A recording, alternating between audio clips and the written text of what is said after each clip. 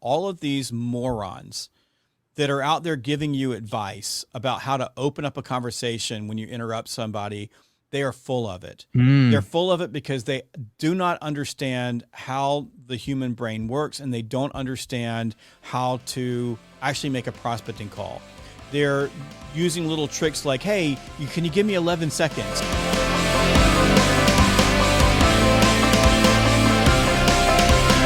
The following is an in-depth interview with one of the greatest sales speakers and authors of all time, Jeb Blount. He's the author of Fanatical Prospecting, and in the conversation, you'll learn exactly how to fill your pipeline to the point that it overflows and cash in bigger checks and bigger paydays as a seller. We talk about everything from his personal journey into sales, how to build confidence and be better on the phones, and how to tactically approach outbounding. So stay for the whole conversation, take thorough notes, and make sure to share this with more people who could benefit from the message. Without further ado, please enjoy this in-depth conversation with the legend, Jeb Blount. Jeb, what an honor to have you on the podcast. For me, you're one of my sales heroes. And in the movies, every hero has a great origin story. So please tell the audience, what is Jeb Blount's origin story getting into sales and opening up this amazing impact in this field?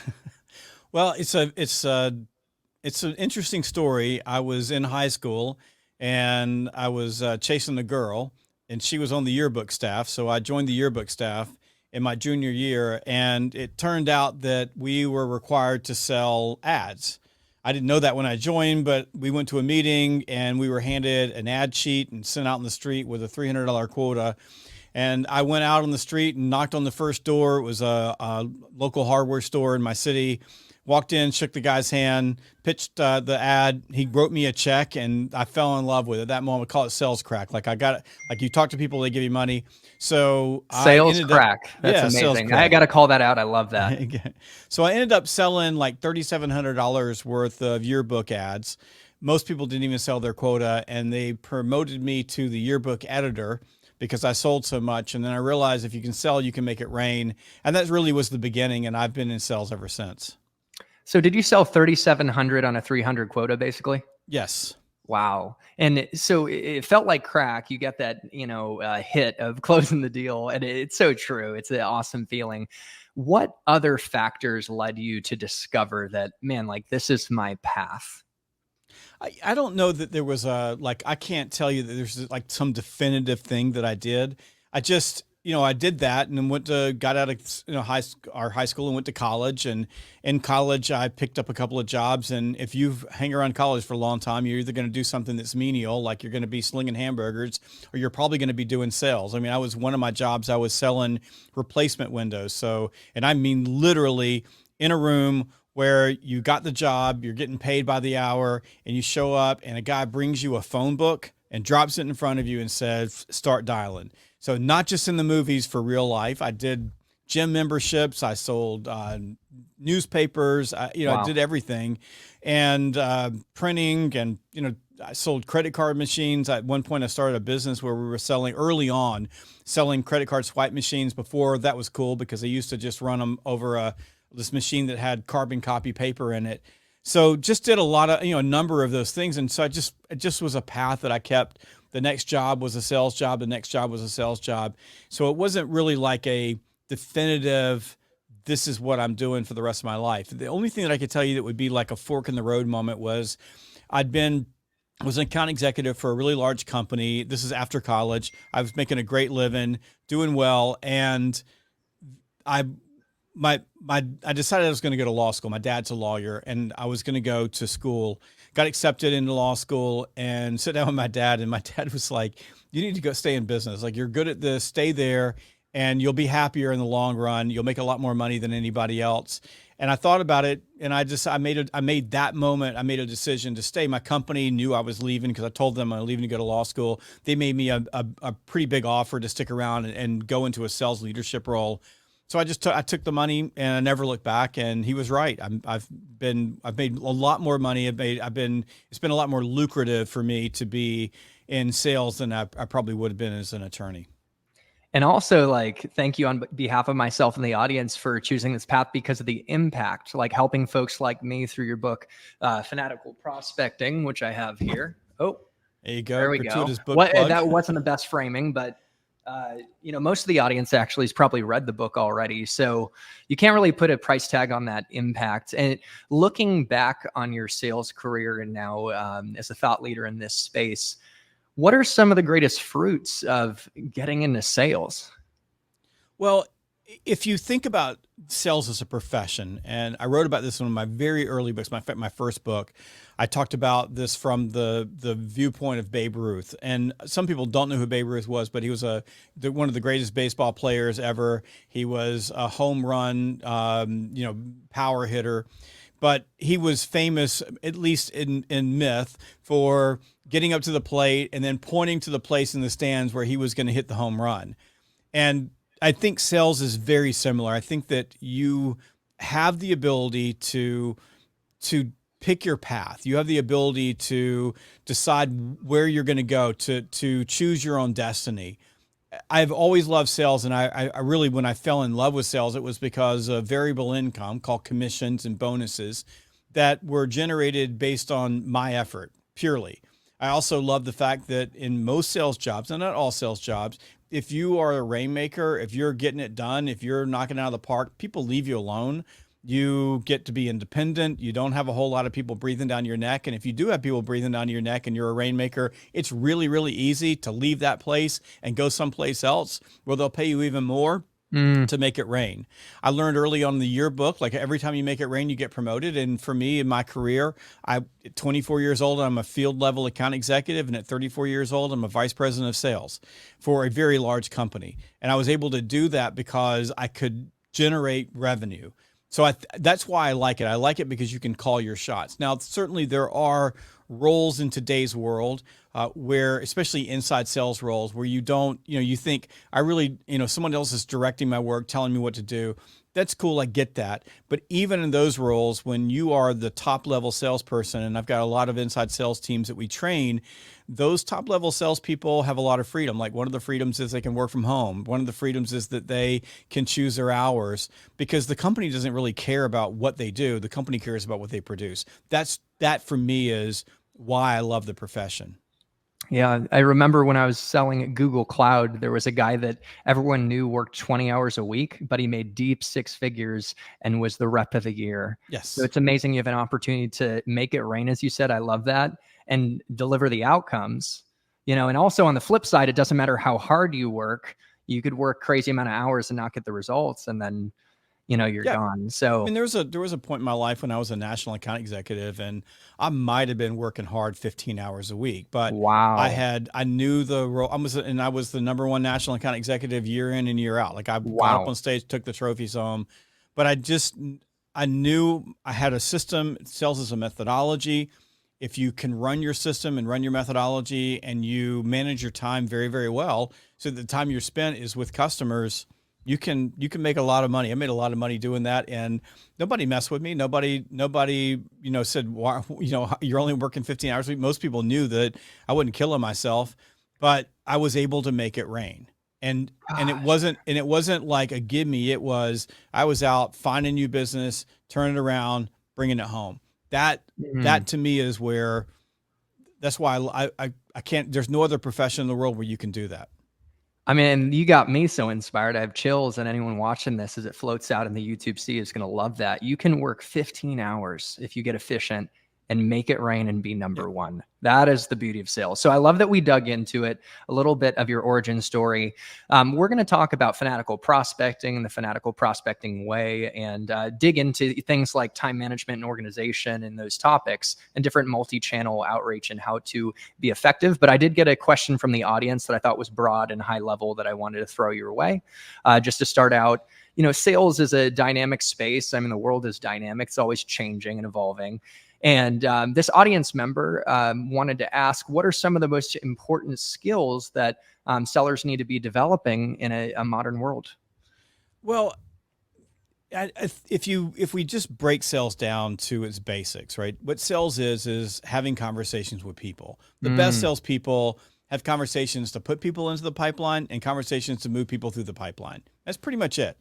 And if we get into account management, you've got conversations to expand the relationship with them, and you have conversations that allow you to retain them over time. But sales is just humans having conversations with each other. So we think about the modern world, right? What is the modern world? The modern world is technology. The modern world is a massive amount of demands on salespeople. So you've got companies that are asking salespeople to do a whole lot of things that are really not sales related. You have a massive distraction, and I, for the salespeople in the audience, I mean, I'm just going to be straight with you. You are distracted. Like, you've got a major problem with attention control, mostly because of TikTok. Like, you're watching cat videos and sports videos and all kinds of other things. So, this thing. Yeah, that thing. It's in your all the time. So for modern sales, it's not like there's something new that we need to do. What we need to do is use our time wisely so we have more time to spend in front of people. And especially as we start looking at AI, and you had Victor Antonio on your podcast earlier. Yeah. Victor and I, he was in the studio today, and we had we recorded a pretty heated conversation about what AI is going to do. Like, Victor's prediction is that in 2 years there won't be any salespeople, and I'm absolutely incredulous over that. And I believe that this is probably the best time in the world to be a salesperson, because AI is going to start moving things off of our plates that we don't really like to do. And it's going to do a lot better job of getting us in position to have conversations with humans that are ready to buy. I think that one of the things AI is going to do very, very well is grab disparate pieces of information and help us build better lists of people that are actually in the buying window and have an intent to buy. And there's a lot of work being done right now on intent in the tech world, just to get us to a place where we're using our time wisely with the right people. So, but if you think about it that way, what do salespeople need to do in the modern world? You need to get really good at being a human being. You need to get really good at asking questions, at doing discovery, at listening. You need to get really good at interrupting people in the middle of their day and asking for time so that you can have those conversations. Because if you are no better than a robot, Victor's right about this, the robot's going to replace you. But if you are awesome at having conversations with people, if you know how to move deals forward, if you can build trust and build relationships, and if you can get opportunities in your pipeline, because you can build all the relationships in the world, if you've got nothing in your pipeline, it doesn't really matter. But if you can do those things in modern sales, you're going to be fine. And the hardest part of being in modern sales is that thing that you held in your hand, that phone that is in your face all the time that distracts you. Learn how to have good conversations. Learn how to build relationships. Oh, that was so good. And it is addictive, that phone. And it can really take you out of the moment. And I'll speak for myself. And then there's studies that show the cost in terms of time and productivity when we get distracted from one task to the other. The key, as you said, is having more conversations. And AI isn't going to take our jobs, but maybe the sellers who are using AI effectively might take our jobs. But ultimately, what I'm taking away too is be fully you and human. Get good at having those conversations. Yes. So what a good insight. And now I've been loving the Fanatical Prospecting. I'm rereading it, speaking of great insights. And in the beginning, you talk about the superstars who are making it rain, cash and checks, living an amazing lifestyle. They're doing something different that the average performers, or the, let's quote unquote failures, to be a little harsh, aren't doing. And I think we kind of know what this is, but I just wanted to get your thoughts on that differentiator, which is an underpinning core of the whole book. Well, most salespeople are hanging out at the feast or famine amusement park, riding on the desperation roller coaster, right? Hey. They're working on their pipeline when the pipe is empty. And we talk about in the book, the law of replacement, which basically says that you need to replace the opportunities in your pipeline at a rate that is equal to or greater than your closing ratio. So it's sort of the math of prospecting, right?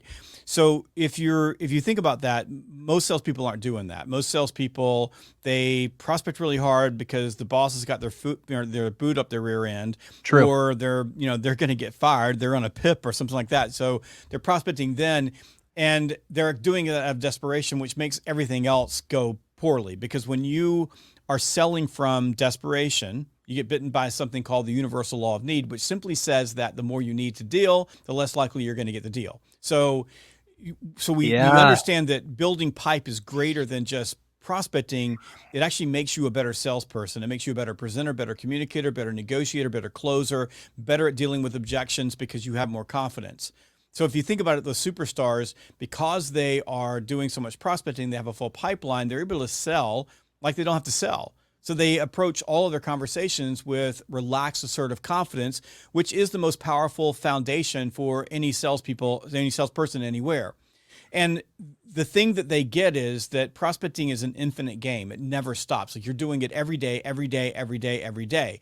And certainly in today's world, we have multi-channel, multi-touch prospecting campaigns. We're able to run sequences, and there's some great software and sales engagement software if you're actually using it for sequencing versus spamming, that it can get you in front of people. But the difference between top performers and people who are really, average and below average is that top performers never take their eye off the ball when it comes to prospecting. They are always on, always prospecting.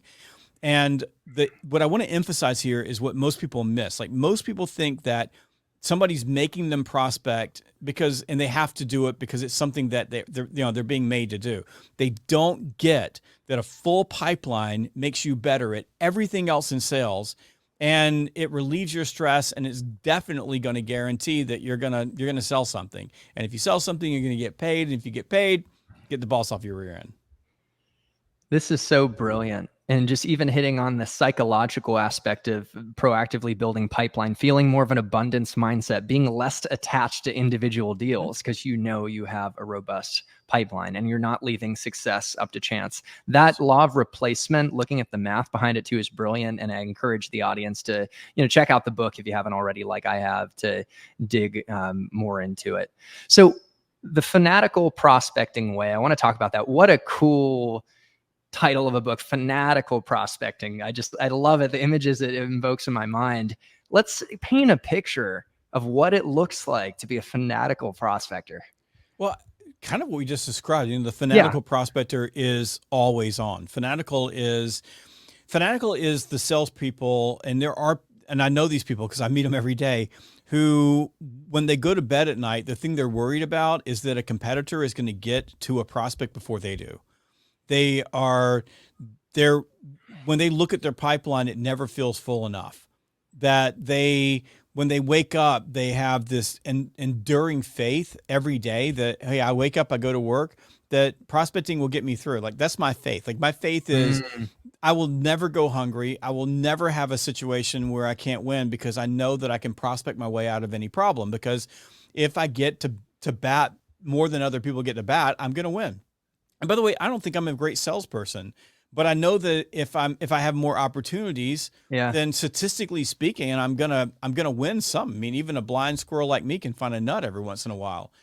So I think that fanatical just simply means that you've got this thing inside of you. I can't explain it, but it is this level of anxiety it's not stress, but it's just this anxiety that I'm never doing enough. And just translate that into top athletes. Look at a top athlete. They're never practicing enough. They're never doing enough repetitions. They're never doing enough work. They're never good enough. That's exactly how top salespeople are. And the one thing that you can take to the bank as a sales professional is you are the elite athletes in the business world. Business doesn't run without you. Yep. And so when you act like an elite athlete, it's never enough. That's why one of my core mantras that actually trademarked because people like it so much is one more call. Like, when it's the end of the day, go make one more call. So the fanatical prospector is, okay, I'm tired, I'm worn out, one more. I can do one more. And that's the difference. It is truly something that's in here that drives you. It reminds me of like one more rep in the gym. Yeah. And I hope the audience is fired up as you guys see this video to make one more call today, right? You better get fired up to make some calls. After this, Jeb, I'm going to be picking up the phone and smiling and dialing. So I noticed that in the book you mentioned like resilience is important in sales, right? And when it comes to building pipeline, and you made a great call out that building your physical fitness could actually develop physical resilience that could carry over into mental resilience. Is that a thing? Like, could you expand on that? Yeah, I mean, if you think that, I mean, prospecting is hard, and I don't want to, I am fanatical about prospecting, and I love it, and I'm not afraid of it, and I believe in it. I have so much faith in my ability to prospect my way out of any problem, but prospecting sucks. I mean, the truth is that very few of us wake up in the morning and say, you know what, I want to go make a bunch of cold calls. I mean, we want to close business. We want to do presentations. We want to go have conversations with customers, but we're not necessarily interested in getting told no 50 times before we get a yes. So if you think about it that way, prospecting is hard. It's difficult. It is rejection dense work. So it requires some mental resilience. You have to get through no's. You have to get through the boredom and repetition of making prospecting calls. I go back to my mid 20s when I was an account executive. I made 100 outbounds a day, every day.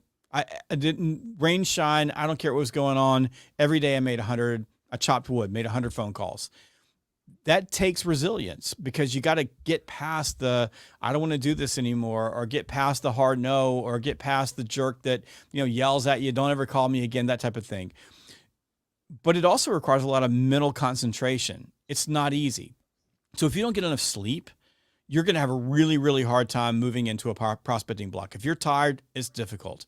If you are eating poorly, if you have poor physical health because you're not exercising, it's really hard to have the resilience to keep moving, doing something that requires a great deal of mental energy, which basically translates to your mental energy is going to be limited by your physical energy. So by staying in shape, like by working out, like if I worked out this morning, I came in, I hit the ground run, I felt great. By working out, you come in, you're energized. You feel like you can conquer the world. You feel more confident. When you look good, you feel good. When you feel good, you're going to prospect better. So that's where, go back to the business athlete, where we come from is, you got to take care of yourself if you're going to be in sales. Like, this is a requirement. And it's not just prospecting. If you're in great shape and you're confident, then you're going to do better in sales calls. You're going to ask better questions. You're going to be less likely to cut your prospect off in the middle of a conversation because you're impatient. You're going to be able to concentrate better. You're going to have a whole lot more discipline when it comes to your phone and other things because you're not tired. And I'll give you an example.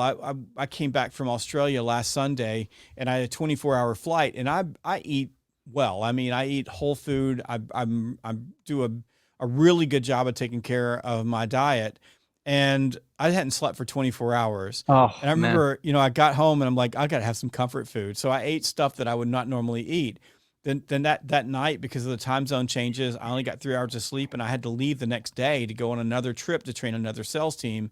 And that afternoon I ate a hamburger. Like I went to a fast food joint and ate a greasy cheeseburger because I was tired, and that made me feel good. And my discipline to eat a salad had waned because I was tired, and I've been sitting in an airplane for 24 hours and I didn't feel good. That's what happens to you when you are in poor physical shape and you're trying to do a good job in sales. So I say this to the camera and on the microphone. If you're in sales, treat yourself like an elite athlete. I promise you will sell more when you do that. Wow. And I have to ask, like, I've got back by today later in the gym. I'm excited about it. But what did you hit in the gym today? Was it lifting weights, cardio, a combination? Yep, I lifted weights. It was a chest and back day. Oh man. Biggest muscle groups, upper body, love it. And this is such a good insight, because it really is, being a professional seller is like a professional athlete. You're a professional doer, and you need to be in a position to mentally and emotionally regulate. Now, you mentioned 100 touches as an account executive. I want to quickly dissect how many of those touches were calls versus email and LinkedIn. We'll get to multi-threading and balancing our approach later, but I'm curious to know percentage mix of different channels. They were 100% phone. Okay. 100% phone. So what I did was, and this was my rhythm, most B2B sales reps, if you spend an hour a day, like pounding the phone, I'm not talking about doing research, digging through your list, taking coffee breaks. I'm talking about if you spend an hour a day of actual calling, you're generally going to set 2 to 4 appointments with qualified prospects. And that is all that most B2B sales reps need to be incredibly successful. And my goal was always to set 2 a day. So when I would start my day, I'd start my day with a call block, and I generally could set 2 appointments within my first 30 dials. And And I want you to Wow. think, I'm calling people who are qualified because I know they're qualified because of the other work that I did to make sure that they were qualified in the buying window. So yeah, usually $30, and that's my experience with most B2B reps. Is most B2B reps I work with. I had a group this past week. They were doing two appointments in $20. So my team, my own sales team, they're probably in the $40 range. But we're calling a lot of people who don't really know what we're about, like with digital learning. So they're not really prepared for that conversation. So there's a little bit more pushback there. It takes a little bit more time. But I typically somewhere between 30 and 50 dials. I'd set 2 appointments, and I can knock that out in an hour. I mean, that's easy. So what would I do with the rest of the day? So I would go out. I was a field rep, so I would leave the office and I'd go out in the field, and I was going on sales calls. Now I would do in-person prospecting. In other words, I would go knock on doors. If I went to an appointment, I'd look to the left, look to the right, look behind me. You call it a T call, and I would just knock on those doors and have conversations with people. Most of that was getting somebody's name that would end up on a list. It would be a phone call the next morning. But I would take a list with me. And what I was doing with that list is I was calling to qualify buying windows. So in a lot of cases, I had a name of a business, I had a name of a person. I might have known a few different types of information, but I was essentially calling in and qualifying the person that I needed to talk to, who was the key contact there, the competitor that was in the account. So what were they using?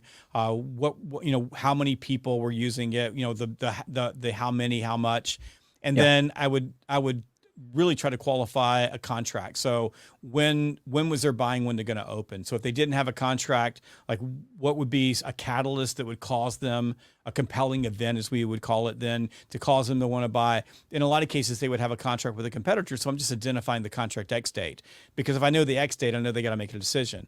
So I would do that during the day. And how would I do that? I mean, I'm in the field. So I had old days we had cell phones, but they weren't quite like the ones we have today. So I'd use some minutes there, but I would stop at payphones, which is a thing that you used to put a quarter in and you could call. Yeah. But I knew where they were in my territory. So you're not ever busy 100% of the time. So in between meetings, I could peel off 5 calls, and in those calls, I'm just asking basic questions like, who's the competitor? Who are you getting your services from now? And then I would take that information and make my CRM better. As my CRM got better, my list got better, so that when I came in the morning, and in the book, I talk about the prospecting pyramid, and it's something you want to read in the book. But in the morning when I came in, my first calls were all focused on setting appointments with opportunities that I knew were qualified to do business with me. And so, and by the way, the closer people are to a buying window, the more likely they're going to say yes to a meeting, and the less likely they're going to give you an objection. So I just basically had, toggle on, toggle off. And certainly I sent some emails, and certainly there were opportunities to go knock on a door. Text messaging wasn't a big deal when I was, in that particular role. But my go-to was the phone. And by the way, the sales teams that I work with now, a lot of them are asynchronous. So they're spending all their times on email, all their time in social media. And I typically come in and we start with the phone. And they're stunned at how many appointments they can set if they actually pick the damn thing up and dial somebody. So I've got a sales team, and we dial every morning, and it's successful. It works. We're having a great year. But let's go. So when people say nobody answers the phone, it's just bullshit. People answer the phone, and that doesn't mean that there's anything wrong with email, because there's not. And it doesn't mean there's anything wrong with sending a text message, because there's not. It doesn't mean there's anything wrong with showing up on someone's doorstep, because there's not, or hitting them up on direct messaging on LinkedIn or Instagram or Facebook Messenger or WhatsApp. All of those things work. Like, you should do all those things. But the easiest, fastest way to either qualify or set an appointment is to have a conversation with another human being who actually knows the information. And the easiest way to do that is interrupt them by phone. Cold calling is not dead. It's the highest converting sales activity there is when it comes to outbound. And we had JBJ, your son, come on this podcast and run us through an amazing cold call script and objections. And clearly he learned from the best. And I will ask you later in the conversation with the time we have left, we'll get into that. But clearly you've trained him up well. And I know he's making a lot of calls on behalf of Sales Gravy University. I wanted to get your perspective on why very talented sellers and most sellers shy away from the phone. What's holding them back? Well, I mean, number one thing is that people don't like calling invisible strangers. Like we're afraid of the rejection. We're afraid of the unknown. I mean, that hasn't changed ever. I mean, it's always been that way. And we make up a lot of stories. Like the stories that we make up are excuses. Nobody answers the phone. It's boring, blah, blah, blah. And they go, well, I made 50 calls and I didn't get anything. And I go, well, what happened? Well, I got this information. I found this contact person. I got an appointment, but I could send 1,000 emails and not get anything, but that would be easier. So it's really around, it's just psychological. I don't want to be rejected. I don't want to call strangers. I'm afraid of it. And then leaders let them off the hook. And so leaders say, well, it's okay. We're going to send a bunch of emails. But email, if you probably have noticed, has had diminishing results since the pandemic. And the last year has been really bad for email. It's just not working at the level that it did before. And a lot of that's because the bots took over and started just pounding people with all of this ridiculous, poorly messaged email. A lot of that's abated at the moment. So there's the bot farms have kind of quit doing it because it wasn't working at all. And it's really expensive to run AI bots to get nothing for it. But email's just not working as well as it did. Now, will it work again? Well, yeah. I mean, if we can get off of automated email farms, then it will work again, and people will answer your email and they will respond to you. And better to have a sequence where you say you call and leave a voicemail, then you send an email, and then you follow up with a direct message or some sort of a touch on, say, social media. That would be a better way of doing it. And if you're a field rep, go see them. So you can run a series of touches, across multiple days and multiple channels that will get people's attention, certainly, because you're out there and you're being persistent with it. And persistence is a good thing. It finds a way to win. But people don't like the phone for all the reasons that I just said. You're calling strangers. There's a potential for rejection. They find that it's a little bit repetitive. And most people who are not making a lot of money in sales are sitting around waiting for people to call them. And I got news for you. They're not going to call. There's nobody calling you. So you want to sell more, pick up the damn phone. Something that resonated from your book is that some reps might think, oh, we have good marketing and inbound leads. But what I've found, and you mentioned this in the book, is that you're only going to get like smaller deals, maybe mid-size, but the whale accounts that could change your quarter and year, they have many sellers whining and dining them. They have a solution that's probably working. They're not going to come to you. You literally need to interrupt them. And a huge paradigm shift that I got from you is my job is really to master the art of interrupting. Yes. And we have to own that. So can you expand on that concept of interrupting? Well, I mean, one of the things that you said, you use the word cold call, and like all you got to do if you want to get a bunch of people to like something that you post on LinkedIn, just write "cold calling's dead." Everybody will post on it because people want it to be. I got to make a YouTube video on that for sure. But for me, I don't get caught up in this cold calling. I mean, cold call, certainly I call someone who doesn't know who I am and they're not expecting me. That's a cold call. But calling an inbound lead, it's a cold call, because you're interrupting someone's day. I mean, we've all called inbound leads. You call them up and they're like, who are you and what do you want? You're like, you've just filled out my form. Like you just downloaded something. You just said you were interested. You're calling a referral. It's still a cold call because they're not expecting you. You're interrupting someone. So the point is that there's somebody sitting at their phone somewhere and they're not expecting your call and you're calling them. That's called an interruption. Now, if you send them an email, it's an interruption. If you send them a direct message, it's an interruption. If you connect with them on social media, it's an interruption. Different levels of interruption. If you show up in their workspace, it's an interruption. You send them a text message, it's an interruption. If you send them a smoke signal, it's a freaking interruption. You're gonna interrupt people. Our job is to interrupt people and get their attention. And nobody wants to do that. And because when you interrupt people, they don't typically go, thank you for interrupting me. I really enjoyed that. I don't like to be interrupted. You don't like to be interrupted. I mean, that's the truth. So, but if you don't interrupt people, you're going to end up with skinny kids. You're going to have no income.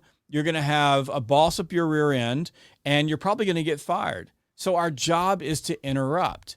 And and I want to be clear. I'm not saying that any one channel is bad. The problem for most salespeople is they're not interrupting enough people. And when they are interrupting, they're using an asynchronous channel that doesn't allow them to have a conversation with another human being. So go interrupt people. And I wish I could make it easier. I can't. I don't have an easy button for it. I can just tell you the truth. And the truth is, if you want to sell more, you have to get good at interrupting people.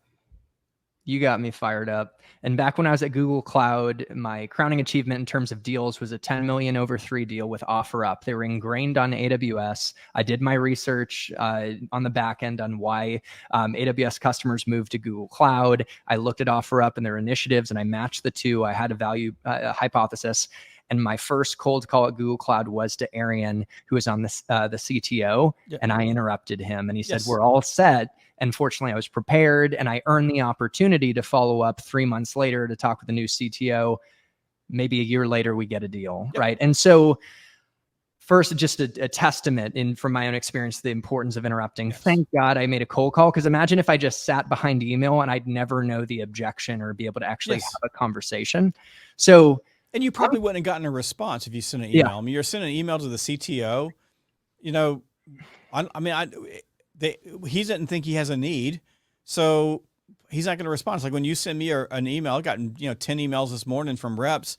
I look at them, I don't have a need. I might respond. Why am I going to waste my time responding? There's no reason for it. So I just delete it, because it takes time to respond to all those things. So you're exactly right. I mean, I think back, like the largest deal that I sold in my 20s and 30s was because I picked up the phone and I called a guy, and I just happened to get the environmental safety and health officer of this company, large company. He just answered the phone, and I talked to him and set an appointment and went and sat down with him. It took 2 years to close the deal, but it was the biggest deal in my company's history, biggest deal of my life. It changed my life. It was that big. So yeah, I mean, I wish I could make it easier. 100 other people could have interrupted the guy. I'm the one that did it.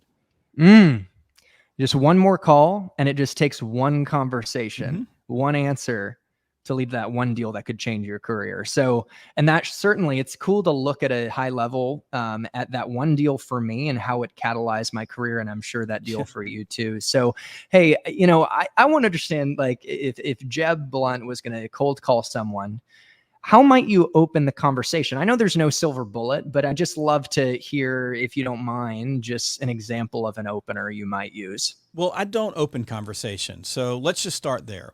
Okay. And I'm going to be straight with you. So all of these, and I'm going to be as nice as I possibly can about this. I'm not going to be nice at all. All of these morons that are out there giving you advice about how to open up a conversation when you interrupt somebody, they are full of it. They're full of it because they do not understand how the human brain works, and they don't understand how to actually make a prospecting call.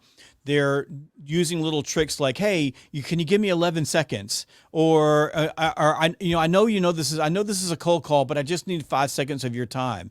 They're coming. What's the opening statement that you're going to use? You just interrupted someone's day. They were sitting at their office, or in their office, sitting at their desk, on their phone, watching TikTok, watching cat videos, and then you showed up and asked them how they were doing. You showed up and said, it's a cold call. I'll only take a few minutes. I mean, I had a kid call me the other day ago, and he said, "Hey, I know this is a cold call, but I only want to take a few minutes of your time." I said, "You've already taken a few minutes of my time. Why don't you just get to the point?" Okay, so if you think about this, I'm not opening a cold call.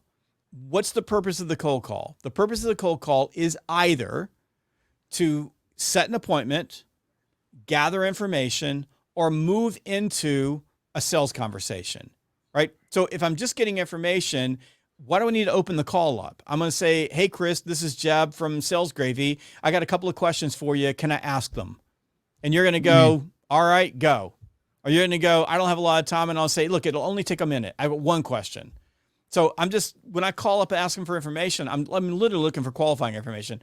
Are you the person who does this? How much of those things do you do? What competitor do you use? And if they hang on for a little longer, I'll ask them a third question. Yes. If I'm calling to move into a sales conversation, typically I'm moving into a sales conversation with someone who came to me inbound, right? So they came inbound. They said, "I'm interested in learning more about your company."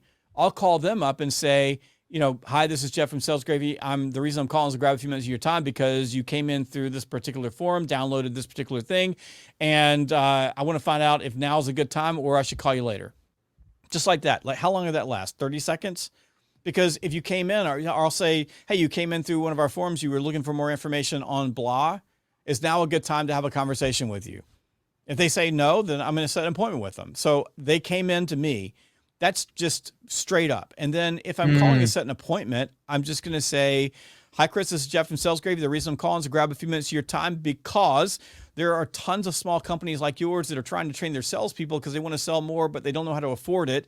And Salesgravy University, our team hub, gives you the ability to give your salespeople the exact same training that large companies are giving their salespeople at a fraction of the cost. We can talk now, or I've got a few minutes on my calendar on Thursday. That's all. Now, think about that. How long was that? 30 seconds? I'm not opening the cold call. I'm asking for something because it's at that point that you're going to say, yes, that sounds good. Let's either talk or I'll schedule an appointment with you. You're going to say no, and no usually is a phone hung up in your face, right? That's a pretty easy no. Yeah. You know, click. Or they're going to say something that sounds like an objection. Hey, I don't have any time right now.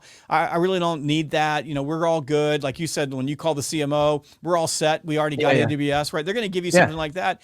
And that's where you're going to earn your stripes. Like, then I'm going to say, you know, like the CMS, I'm not sure like exactly what you said, but you might say, look, I fully expected you to say that. I knew that you were using AWS, and that's exactly why we should get together. Ooh, that's exactly why. Yeah. You know, because here are the reasons why companies like yours are making the shift. And I don't know if this would be a fit, but it wouldn't at least make sense for us to have a short conversation about your particular situation. How about we get together Thursday at 2?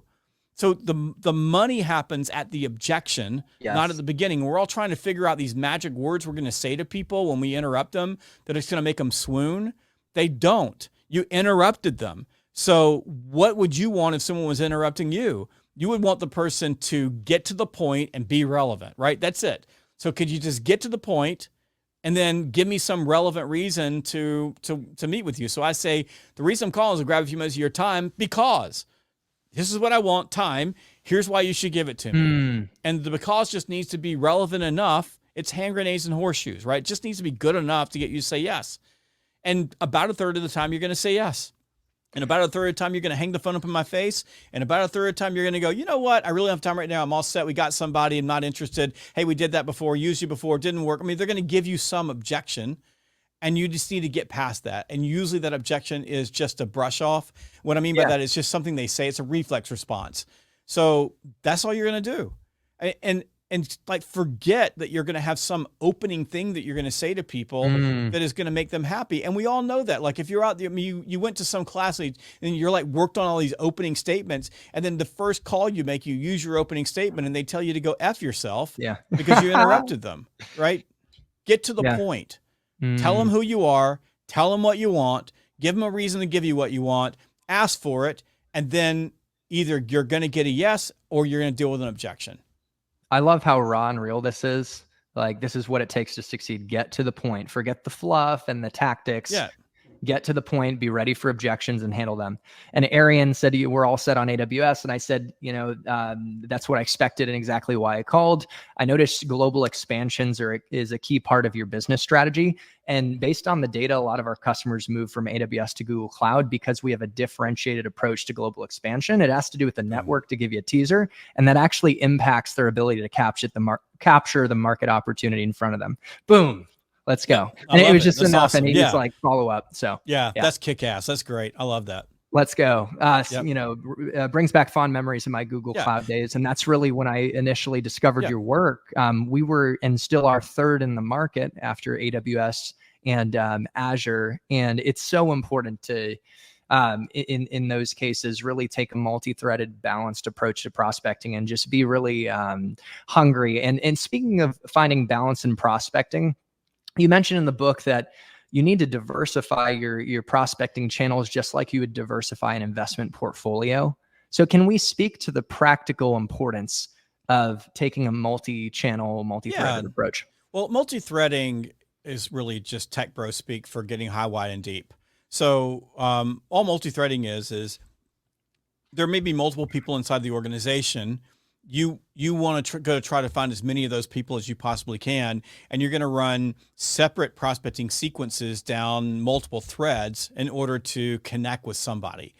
And especially if you're calling into large organizations, or you're calling it like a CTO or a CMO, if you're calling the C-suite, it's going to take a little bit of work. So you may multi-thread down a vertical where you're calling the CMO, you're calling the director of IT, you're calling, the network manager, like you're calling people all through the organization, just trying to get a foot in.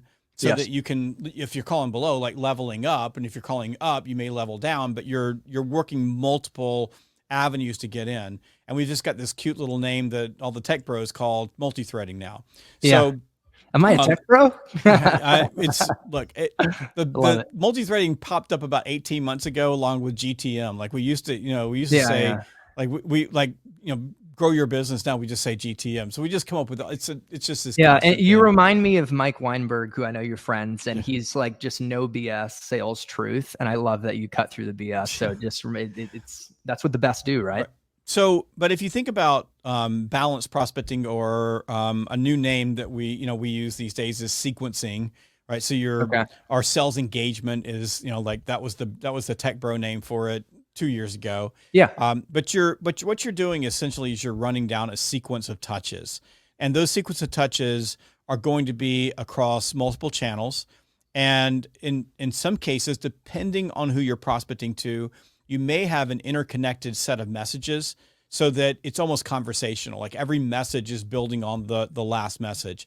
Some of the sequences I see run, and I've had one that hit me today. It was the same message. Like they sent me 3 emails in a row, and the second message was the same one as the last one. And the last one was, "Hey, are you interested? Good. Are you interested or not interested?"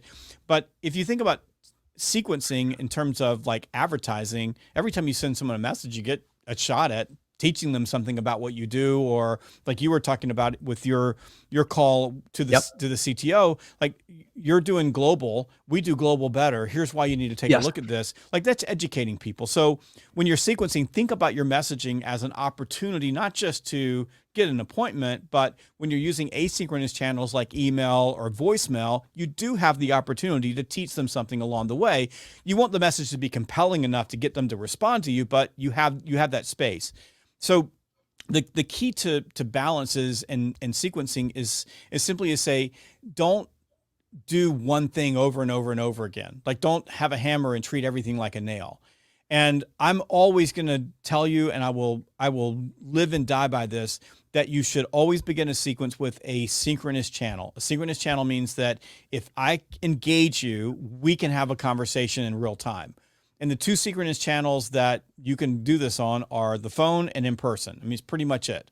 So you can do synchronous with text, but text messaging as a prospecting strategy is dangerous, and it is fraught with a lot of problems. One of which is can get you completely blocked, and then you won't be able to contact them at all. So you be really careful with that.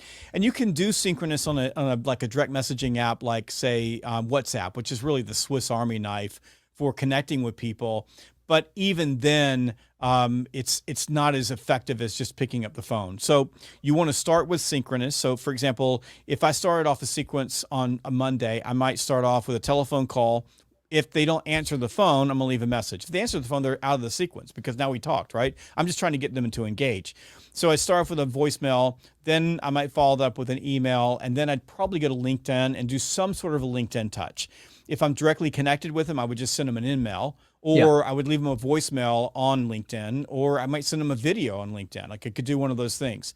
If I'm not directly connected with them, then maybe I'll go to their profile and I'll click on their profile so I'll show up, or I'll find something they posted and I'll do a comment on it. Hey, this is really, really nice. Or even better, I'll share it, because at least if it's industry related, I'll share it on my channel and I'll tag them in it. They love that. But they'll see me and get to know me. So you saw those things, and if I'm in the field, I'll go see them. Now I might not see them today, I might see them on tomorrow. But and then I might the next day I might leave another voicemail. The next day I might send a snail mail. I mean, the one inbox that is empty right now is the mailbox. So I might send them a handwritten note, and then I'll follow that up with more touches. And I might run a sequence depending on the size of the account. If I'm running an account that's a $10 million, account, and I'm dealing with C-level people, I might run a sequence that's 2 years. I closed a deal last spring with a C-level executive who for 2 years, every quarter sent 2 text messages with a link to a relevant article about their business. We would have a little bit of correspondence. I saw them at a couple of conferences face to face, but really never could get anything off the ground. And then one day I sent over a text message and I get a text message back that says, "Hey, I'm going to be in Atlanta. Want to get together for lunch?" I'm like, "Sure." So we get together for lunch. We have lunch, and after lunch, he says, "I got a project I need some help with," and boom, they're my customer. Still my customer now. But that took 2 years of a nurturing sequence that I use with C-level executives, and I can only work with a handful of them. Like I can't do that with 100 people. I can do it with 10 people. But if you've got let's say you sell a short cycle sale that's under $100,000, you might run a sequence for 2 weeks, then move on to another list, right? So typically, I like to run a sequence on a list of about 25 prospects. I'll run that sequence between 30 days, 90 days, depending on the size of the deal, depending on what the buying windows look like, depending on who I'm prospecting to. If I'm prospecting to middle management, a shorter period of time. If I'm prospecting to the C-suite, a longer period of time, because it's going to take time to get their attention. I'm leveraging sequencing statistically to give myself the highest probability of engaging the prospect through a channel that they like, with the right message at the right time to get them to engage. And engagement simply means, like, if I was running a sequence against you, Chris, and I called you or sent you an email, if you answered the phone or you sent me an email back and you said, "Hey, go pound sand, I'm not really interested, here's why," Yeah. at least I have that information. I put it in my CRM. Put you on a sequence for 3 months from now. If I talk to you and you go, "Look, timing's not really good for us. We're changing buildings. We're doing this. We're doing whatever. I can't get past the objection." Great. Take you off my sequence, put you in another sequence down the road. I've made my database better. But if you take a list of 25, and let's say you run a sequence over 30 days, you're going to engage usually more than half. So most people will get anywhere between 60 and 75% of those prospects will engage in some way. They'll tell you to go screw yourself. You'll find out that the business is closed. They're not in that job anymore, but you'll get them off that list. And some of them will set appointments with you. The ones that are left over, put them back in the prospect pool, come back to them 90 days from now, 60 days from now, and then run a sequence again. Maybe the timing was wrong. Maybe your message was wrong, whatever the case. But that's what sequences are for. And all multi-threading is identify multiple people. We've got great tools these days like Zoom Info, where you can go out and you can find multiple people in the account and get somebody to talk to you. Because so much of the ground game for qualifying is just finding someone in the organization that can give you information that can make your database just a little bit better, so that it makes your outreach just a little bit stronger. So that was a key insight that I've got from this conversation, and there have been many more, but make your database better over time. Yes. Because then you can get to the point that you described, which is very impressive. You can set 2 meetings and 40 calls because you've been building such a fine-tuned list of targets. And that's where I see a lot of folks miss, is they just have a bunch of junk leads, and they're not collecting and keeping data up to date. And in the CRM, I realized as a seller, I used to complain early in my career, like, "Oh, it's annoying to keep it up to date." And it's just, but yeah, it helps management have visibility up the chain, but it helps me be better organized to also set those follow-ups that you described months down the road. So yeah, I mean, the better the database, the better the list, the better the list, the better the outcomes. And again, go back to it's a systematic, methodical approach. And sadly, a lot of salespeople, and I get this because I'm with them. I'll give you an example of this just directly. A lot of salespeople feel like if they didn't set the appointment, if they didn't get the ultimate outcome, then they failed. So I was out with this young rep with one of my clients, and he's a field rep, and we're just doing cold calls. We're driving down the street, stopping in businesses, walking in, having conversations. Wow. And just cold calling. So we walk into one place, there's a guy in the building, and he's eating his McDonald's chicken McNugget lunch. He walks in, there's really nobody else in there. And the young rep asks a few questions, and the guy goes, "Look, I'm not the right person. I mean, I'm not the decision maker around here." He goes, "But I'll give you the names of the owners." And so he gives him the names, and then he goes, "Here's their email addresses, and here are their cell phones." So we walked back out to the car, and I said, "Well, how do you think that went?" And he goes, "That was awful." He goes, I just can't win today." And I'm looking at him and going, You just got the email address and the cell phone numbers and the names of the two owners. And by the way, he told you when they come to work. So that was a victory. Like, it was a massive victory because suddenly this account got better. So instead of walking here aimlessly asking for someone to talk to because you didn't know, now you're walking in with intention. I need to talk to Chris. And you're much more likely to get through. So when we start thinking about prospecting in the database, for most reps, what we have to realize is that if you call somebody or you write somebody and you meet them at a conference or you go knock on their door and you get information, any information that is more information than you had the day before, that was a victory. Count it that way. High five yourself. And for God's sake, put it in the CRM, because you're not going to remember it if you don't put it in the CRM. That's 100% right. And one thing that sales has taught me is the power of persistence and never giving up. And I'm not going to lie, I applied the same concepts to get you on this podcast. What a dream come true. I think it took about a year to bring you on. So I just want to celebrate that. And it's just amazing that you made time. But I think out in the sales battlefield, I had a customer that I lost to the competition. And a year later, I kept up to date, and their partner failed or, didn't do a good job. And I won them for a multi-year contract. So don't you think, I want to, let's go back to that real quickly, because I think this is super, what you just said is brilliant. If you go into modern CRMs had stages, and deals they stall, they get fallback, but usually they're either close won or close lost. And there's just massive list of deals that are closed lost that nobody ever talks to again. Yes. Like, we close lost it and we just move it off the board, and you don't know what changed in their life. It is the greatest prospecting list because they already know who you are. And oh, by the way, you already know they're qualified. They just didn't buy from you. We did this year. We went back on our closed lost for 4 years and pulled those lists and dialed them up and sold business. Let's go. Because they had said, you know what, at the time we had chosen to do business with your competitor, it did not work out very well. But they're not going to call you. They're not going to wake up and go, you know what, we didn't do business with them, we failed, so we're going to call them up and tell them that we're a bunch of schmucks and made bad decisions. They're not doing that. So what you did, Chris, that's like the 1%er move. Like, nobody does that. You got me fired up because you just hit on the highest converting campaign in sales. I was working with an SDR and we did the closed loss campaign. That's what it is.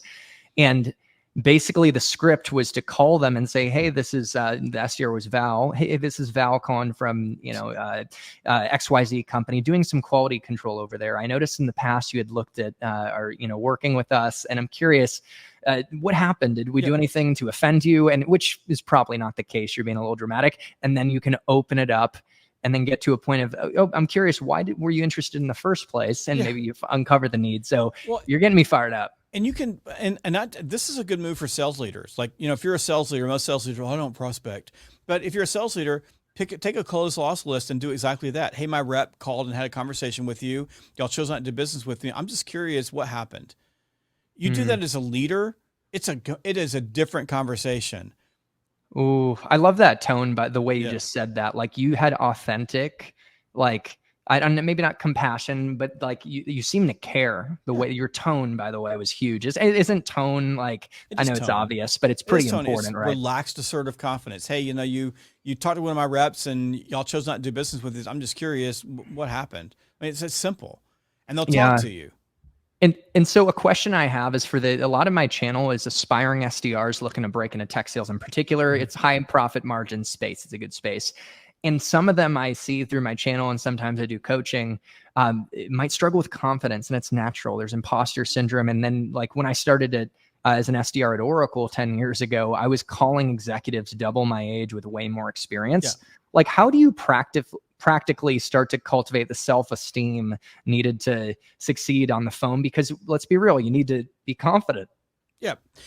Well, I'm reading a book right now that was written in the 1980s about golf. Crazy as it sounds, but it's a mental game. I think it's something about the golf is hard or something like that. But it was written by a sports psychologist, and it's crazy you ask that question, because in the middle of the book there's a chapter on confidence, and he talks about how professional golfers who don't have confidence will tell him, well, the only way I can get confidence is to go win a tournament.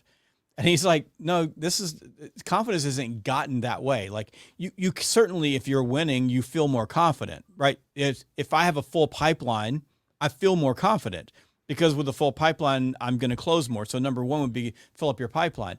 But he said that confidence is a choice. Like you choose to be confident. You make that intentional choice that you're going to feel a particular way, because the feeling of confidence or insecurity that's all here. Like it didn't happen outside of you. It happened inside of you. So number one is choose to be confident. Like you just got to just put yourself in a situation where I'm just going to come off as being confident. That's simple. I'm not saying that's easy. I'm just saying that he's right. It is a choice that you make as an individual. Now, the other way you do it is you have to fill up your pipeline. You have to be willing to do the dials. I mean, you have to wake up in the morning and say, you know what? I got 8 hours a day. I'm going to make $50 an hour until the end of the day. That's what I'm going to do. And then you have to have faith. And this is the hard thing, right? The hard thing is teaching people that if you do that every day, faith that by doing that, you're going to get outcomes, and those outcomes are going to be positive. That's what you have to do. Now, if you've got a rep, think about this as a leader. If you've got a rep that's making 50 outbounds an hour, which is a lot, but let's say they're making 30 outbounds an hour, which is easy. You're making 30 outbound calls an hour and they're not getting success. As a leader, that's easy to coach because you can go sit with them because they're doing the activity and maybe they're getting people on the call and they're making a mistake or they're saying the wrong thing or they're getting objections and they don't really know how to get past them, or they get someone who's really ugly to them or talks down to them, or they get like a director type personality and that makes them feel insecure. As a leader, you can coach that. If they're not doing the activity, you can't coach it at all. And the problem with people not feeling confident is they say, I don't feel confident, therefore I'm not doing the activity. But it's the activity, it's the sales endorphins, it's the going through the process, right?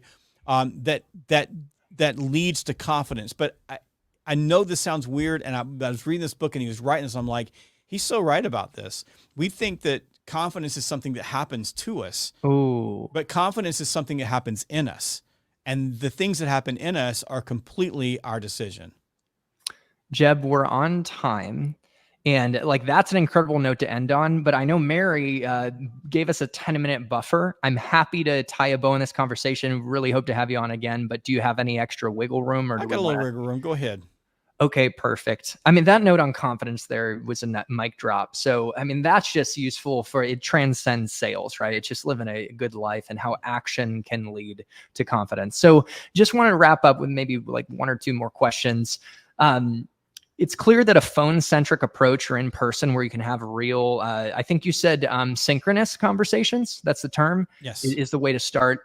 But of course, you use channels like email and social selling, maybe even videos. Do you have any guidance on just high level how to frame messaging in a way that's enticing in like written communication? So it could be an email. It could be via LinkedIn. Yeah, the key to messaging is empathy, right? The key to messaging is, and all empathy is the ability to see things through someone else's eyes.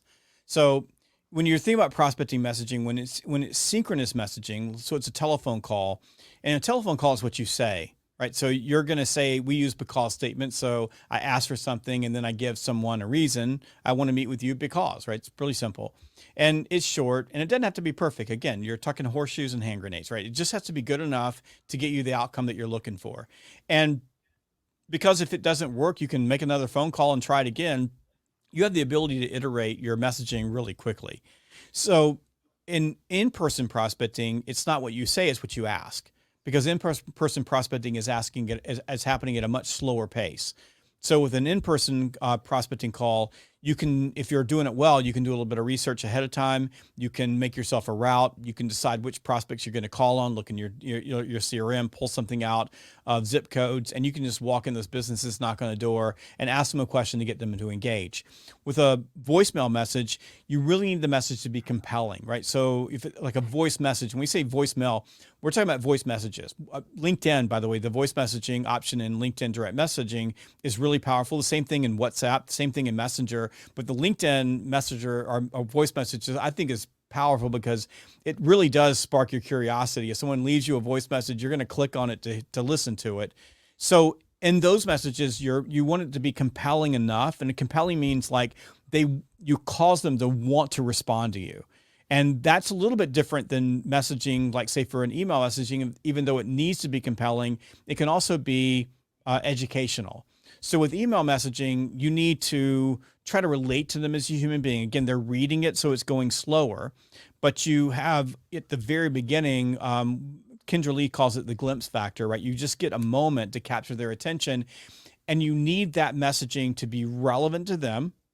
And you need to make sure that you're connecting the dots or building a bridge between what's relevant to them and then how you can help them.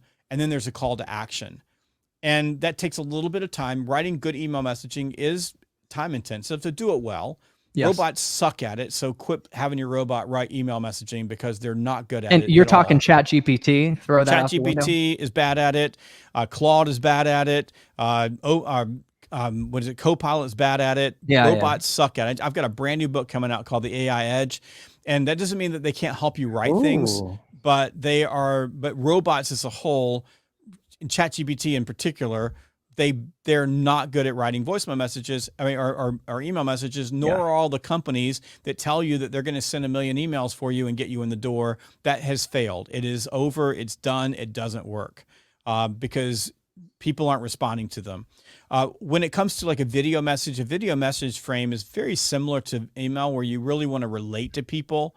Like you want to look at them and say, look, I relate to you. That you don't want to start a message with, hey, I'm amazing. My company is awesome and we're awesome. You want to start a message with, hey, if I were in your shoes, I might feel this way.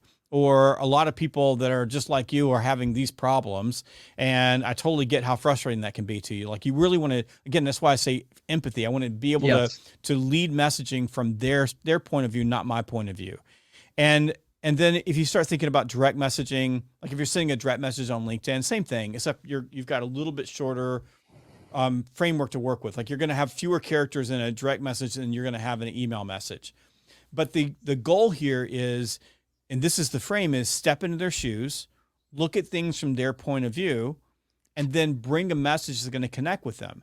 And there's two types of messaging, Chris, that we need to think about. There's targeted messaging and personalized messaging. So targeted messaging is messaging that where you're going to use that for many different prospects. So typically, for example, if I'm calling prospects all in the same industry or all in the same role, all would have the same problems, I'll create one set of messaging that I'll use against all those prospects. Because if you're an SDR or if you're an account executive, and these days there are a lot more account executives who are doing full desk roles, right? They're doing their own prospecting and that's they're me, by the way. And they're totally selling, right? Yeah. And SDR is simply because VC money is kind of dried up or having to go away because they're super expensive, and it just doesn't make sense for a lot of businesses to pay 2 people to do one person's role. So we're in different places, but if you think about it, right, and I'm building these type of messaging, when I'm making a lot of prospecting calls to a lot of companies, small businesses, medium-sized businesses, people in middle management, so managers and directors, it just doesn't make sense for me to come up with a brand new message for every single person I'm calling. But if you're calling the CMO about a $10 million cloud deal, your message needs to be unique to that person. Yes. That would be personalized. That takes time. You had to go do the research, right? You had to go look and see, what are they doing? Hey, I read this. I've got this information about you. That is harder. And as you move up market, either through you're moving into a higher level role, a C-level role, or you're selling bigger deals, the more you're going to need to use a personalized approach versus a targeted approach. And it's not that either one is better or worse. It's just in one situation, it's not efficient to come up with a new message for every single person. And the other is it would be stupid if you came to them with a generic message, because you're going to get one shot at this, and your one shot better be good. Well, I feel pretty blessed because we got a little extra sales gravy with an extra 7 minutes. So Jeb, what an incredible conversation. I just want to finish up with some calls to action. First off, to the audience, for any individual contributors out there who's trying to get my book here, Get Fanatical Prospecting. It's a gold mine, and it's the type of book you want to read and then reread and reread to really internalize it. your wallet will thank you as a seller. Also check out, make sure to follow Jeb on LinkedIn, by the way, that's a no-brainer.